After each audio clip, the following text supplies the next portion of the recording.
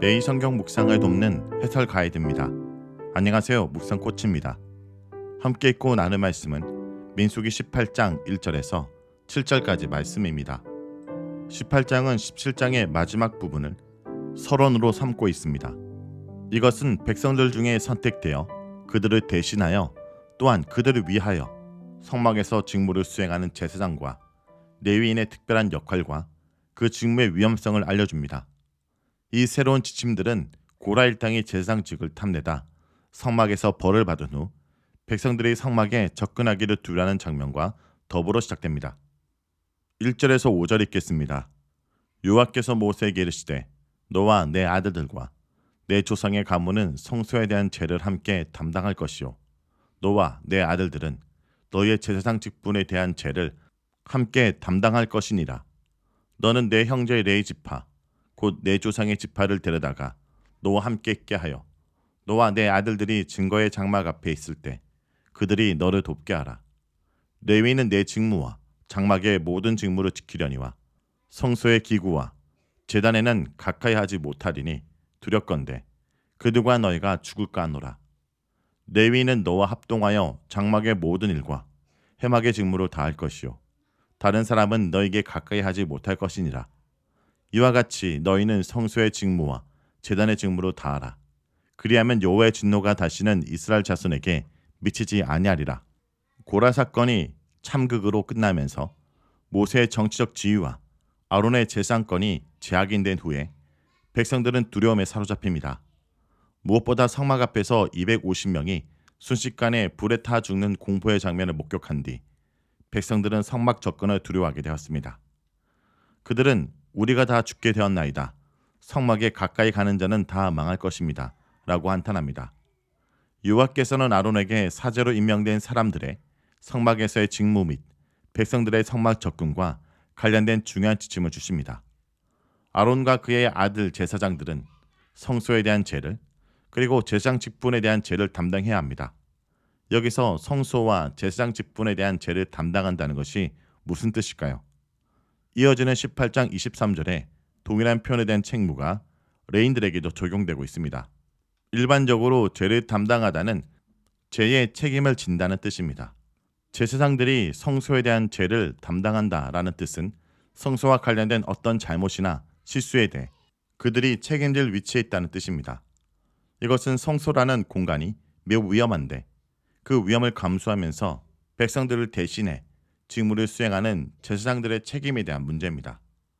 원론적으로는 모든 백성들이 성소에서 하나님을 예배하며 직무를 수행해야 하나 그 대신 제사장들이 그 일을 떠맡음으로써 뒤따르는 위험 부담을 백성을 대신하여 지게 되었습니다. 그들의 제사장 직분에 대한 죄도 동일한 의미입니다. 성막과 마찬가지로 제사장의 신분과 관련된 잘못이 발생하면 당연히 제사장 자신이 그 책임을 집니다. 역시 백성들을 대신한 직무의 수행 중에 발생할 수 있는 일입니다. 그런 의미에서 그들은 죄를 담당합니다. 따라서 제사장들은 매사에 신중히 직무를 수행하여 중벌을 당하지 않도록 유의해야 합니다. 나답과 아비후의 죽음은 그들의 제사장직의 중요성과 성소에서의 직무의 순종성을 보여줍니다. 그들은 다른 불로 분향을 하려다 하나님의 심판의 불을 맞고 직사했습니다. 그들은 성소에 대한 죄와 제사장 직분에 대한 죄를 담당한 것입니다. 이때 제사장들은 레위 지파 사람들의 도움을 받아야 합니다. 그들은 제사장 직무를 돕는 협력자들입니다. 레위라는 이름 자체가 참여자 혹은 동료자란 뜻을 지닙니다.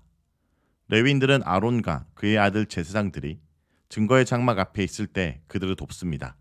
증거의 장막은 성막의 본당 건물을 의미합니다.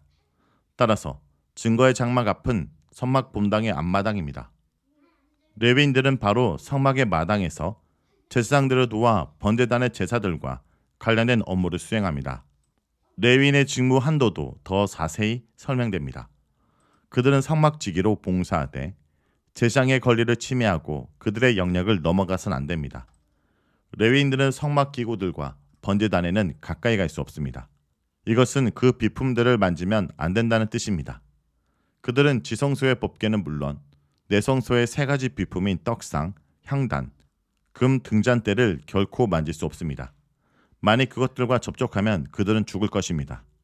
심지어 민수기 4장에서는 그들이 성물을 만지면 죽는 것은 물론 내성소에 들어가 그것들을 보기만 해도 죽는다고 경고합니다. 레위 지파 중 고앗 일족이 그 내성소의 성물을 운반할 때는 반드시 몇 겹씩 휘장과 보자기를 덮어야 했습니다. 접촉은 물론 보는 것도 허용되지 않았습니다. 그 외 다른 비품들, 즉 성막의 골조들과 천막과 휘장은 레위인들이 만지거나 접촉을 해도 아무런 문제가 없습니다. 마당의 번제단은 공개적으로 노출되어 있는데 그것을 보는 것은 아무런 문제가 없으나 접촉은 절대 금지되었습니다. 그러나 평민은 물론 앞서 말한 대로 레위인들 또한 번제단에 올라가 그것을 만져서는 안 됩니다. 레위인이 아닌 다른 일반 백성이 제사장의 도우미 역할을 하려는 것은 허용되지 않습니다. 아마 그 경우에도 당사자가 죽음의 형벌을 받았을 것입니다. 제사장과 레위인들이 각각 성소의 직무와 제단의 직무를 온전히 수행한다면 여호와의 진노가 다시는 회중에게 임하지 않을 것입니다. 이는 성막에서 독점적으로 직무를 수행하도록 선발된 제사장과 레위인들로 인해 백성들이 성막과 관련된 잠재적 위험을 피할 수 있게 되었다는 것을 의미합니다.